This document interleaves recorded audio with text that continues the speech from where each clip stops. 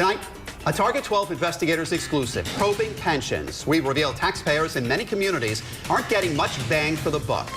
Target 12 has crunched the numbers and found cities and towns spent well over $6 million in fees last year alone just to have their pension money managed. Our findings show you how your tax dollars are being spent and how your town fared on Wall Street. Target 12 investigator Tim White has the exclusive findings. It took months of emails and phone calls to get these records from town leaders. Now, for the first time, our exclusive database shows taxpayers how Rhode Island pension plans stack up. One of the biggest surprises, some towns struggle to find even basic data about their investments. Let's face it, playing your odds in the stock market can feel just about as risky as laying it all down on red.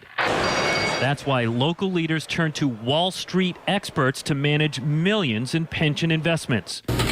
Target 12 has compiled an exclusive database examining how much cities and towns pay to have their pension funds managed and how well they performed. Why does it matter? Well, because the less a pension plan makes in the markets, the more money taxpayers have to kick in.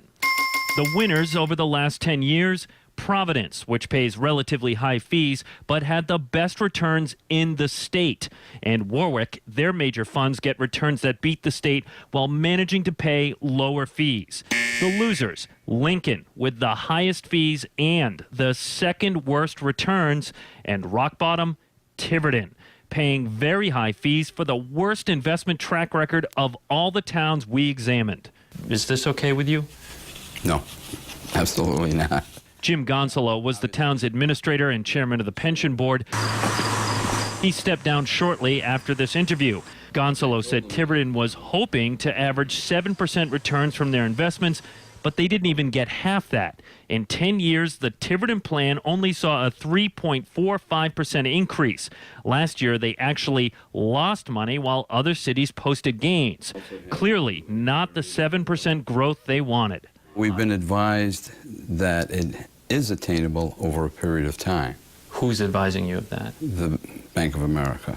Gonzalo said Tiverton is in the process of finding a new firm to invest their money. He also tells us until we compiled the data, he had no idea they were paying among the highest fees in the state with little to show for it. Are you concerned that they're over their heads? Some are. Robert Cusack is an investment manager and former East Providence city councilman.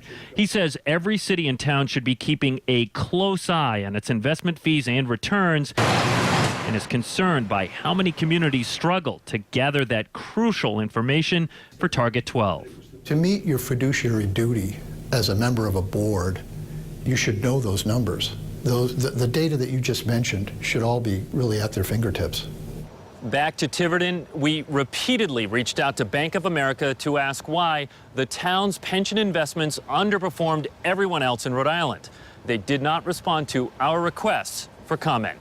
With the Target 12 investigators, Tim White, Eyewitness News. We have much more in-depth coverage of the investigation online. Use our interactive pension database to see how well your city or town fared on Wall Street. WPRI.com reporter Ted Nesi reveals which communities could not even find the crucial data.